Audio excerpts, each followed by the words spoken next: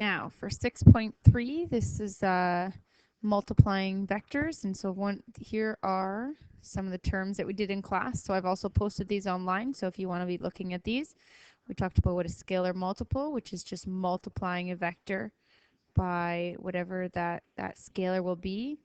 Collinear vectors, which there's the term for that, and it's simply just straight lines which they're arranged tail to tail. Then these vectors are also scalar multiples of each other.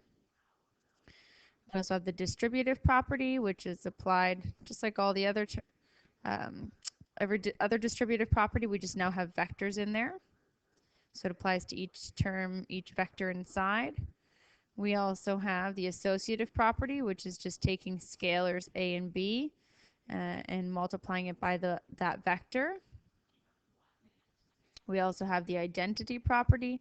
The identity property is just if you multiply it by 1, then you end up with the exact same vector. And finally, you have linear combinations, which is just writing in terms of this. You have s and t, which are two scalars, and your vectors u and v, and that there is written as a linear combination. So for the example, this is the example that we did, and I'll give you a second to copy it. So there's the example. All right, so now with this example, we have to say this as in words, also as a diagram here with vectors. So we're first told that we have a vector which is north 40 degrees east, which will be right here. And so I'm going to draw that vector. And so there's our vector, which is 40 degrees here. And it's also 80. We're given that it has a magnitude of 80 kilometers per hour.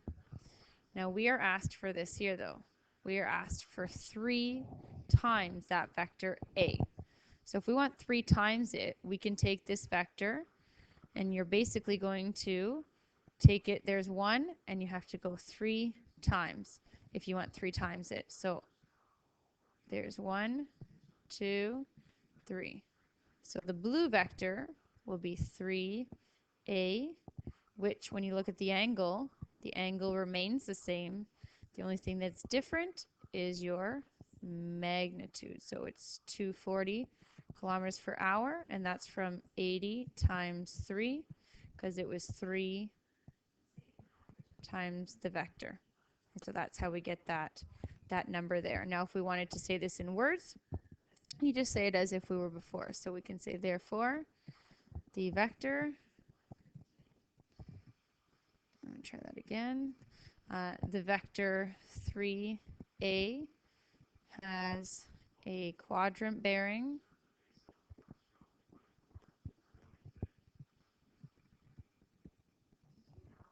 of north 40 east, and you also have at 240 kilometers per hour. So now continuing on. So if we're given this diagram, we're also given the parts of information here. This is key. We have to write each of these as a linear combination. So the first one, if we're going to write D, let me just check this, DC, there we go. The pen's being funny. So if we're going to find for DC, DC is this vector right along here. Okay, so if we're going to find for that, we have to keep in mind that we're already given this at the beginning. But if we want to write it as a linear combination, we can actually write it as AB plus AB. And if you wanted to actually say what the S times the vector plus the T times the vector, we can actually say that S is 1 and T is 1. However, we can simplify this, so we can say 2AB, and keeping in mind what we are given what AB is. We're also given what DA is. So knowing what AB is actually V, so we can say that it's 2V. Okay, and so in this you can say therefore the value of S is 0 and the value of T is 2. For the next one, we want to find AC. And in order to find AC, first I'm going to erase this massive green mark. So if you're trying to find AC, we have to try and look for two different vectors that will add up to A to C, which is right here, as straight as you can. So if we're looking for that AC, we could look at AB and then to BC. The only problem is we don't know anything about BC. So what we actually want to look at is the vectors that we know something about. And we know something about this vector here. We also know something about this vector here.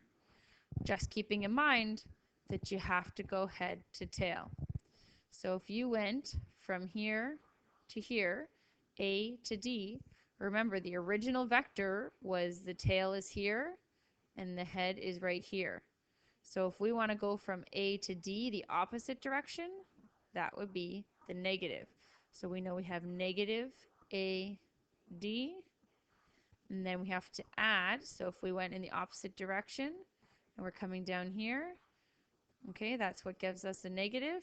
And then if we wanted to add DC, well, DC is the vector we have. We already have it up here. So we're going to go plus DC. And so that is negative U plus 2V. And therefore your S is -1 and your T is 2. Okay, so finally the last one we have to look for, that is B and C. Perfect. So if we're looking for BC, we're actually looking for this vector right here. Now when we create a linear combination, you not only have to create it, it doesn't have to just be two vectors. We can actually find it with 3, 4, depending on what you need. So if we're looking for BC, this means that this is the resultant. So let's try and create something from this, working backwards. So if we found out what this was, so I'll do this as a straight line. If we found, sorry, it's not straight at all, what that is. So if we use that vector from B to D, okay, and then from B to D we add DC, that dashed line right there would be the resultant vector. We have a tail to head, and then we have a tail to head, and then we went here from tail to head. So doing this BD plus DC will give us that resultant. So let's write that down. We know BD plus DC will give us that vector. However, we want to actually look for then, because we don't know what BD is, but we can find BD. So if we're looking for BD, we need, if this would end up being the resultant of two other vectors. The two other vectors that would give this resultant, it will not be here to here, okay, working with D to A to B, because that would not leave this as the resultant. What would actually give it would be if we took this vector across here. So we have tail to head, came this way, which is also tail to head, and then we connect the tail to the head. So if you look at these are all in the opposite direction. So this B here, B to D, is actually the negative AB plus the negative DA, and then we still have plus DC. So now if we substitute everything in, we have negative V minus U plus 2V, which can simplify to negative U plus V. And so you have your therefore S equals -1 and T equals 1. And so that's how you'd write those as linear combinations. So if you have any questions, we'll answer them before your quiz on Monday. And that's it. Have a good weekend.